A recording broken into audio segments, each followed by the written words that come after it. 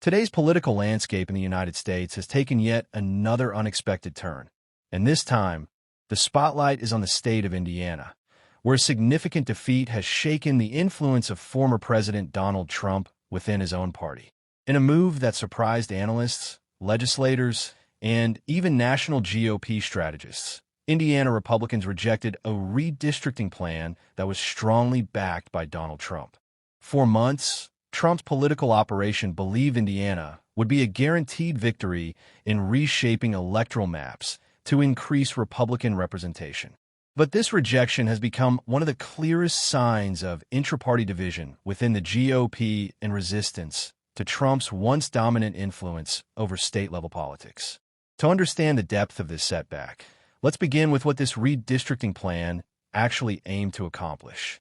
Redistricting is the process of redrawing congressional and state legislative districts, usually done every decade after the census, but sometimes revisited in response to legal challenges or political negotiations. In Indiana, Trump and his allies were pushing for a map that would have carved out at least one additional Republican-leaning district, boosting the GOP's projected advantage in upcoming midterm and presidential cycles. Analysts estimated that the Trump-backed map could have shifted the balance in at least two competitive regions, giving Republicans a structural advantage for years. However, the push did not go as planned. Trump personally lobbied state lawmakers, urging them to support the map as part of what he described as a necessary move for election integrity and a strategy to secure conservative governance.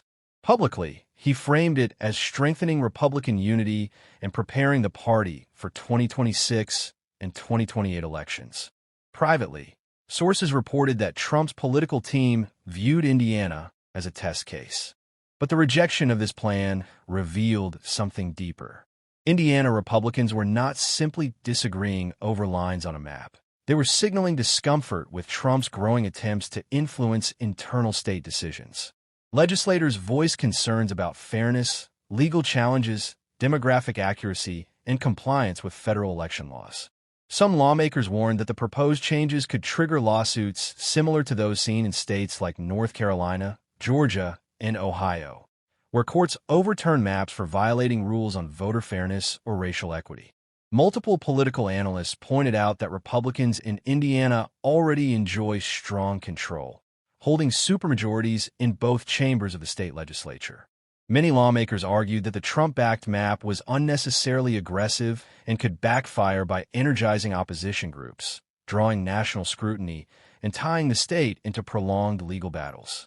By rejecting the map, Indiana's GOP leadership effectively said that Trump's approach, focused more on maximizing seats than maintaining stability, was not aligned with their own political strategy.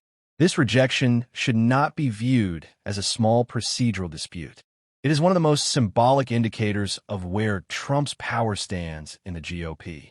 For years, state-level Republicans aligned closely with Trump, endorsing his endorsed candidates, supporting his claims about the 2020 election, and adopting his policy positions. But 2025 has been a year marked by growing fractures within the party. Several prominent Republican governors and congressional leaders have pushed back on Trump's endorsements and policy interventions, arguing that the party must broaden its appeal if it wants to succeed in future national elections. Indiana's decision is part of this broader pattern of quiet but growing dissent. Conclusion: Indiana's rejection of Trump's redistricting plan is more than a procedural event. It is a significant political moment that highlights shifting power dynamics within the Republican Party. It reveals internal tensions, strategic disagreements, and concerns about long-term electoral consequences.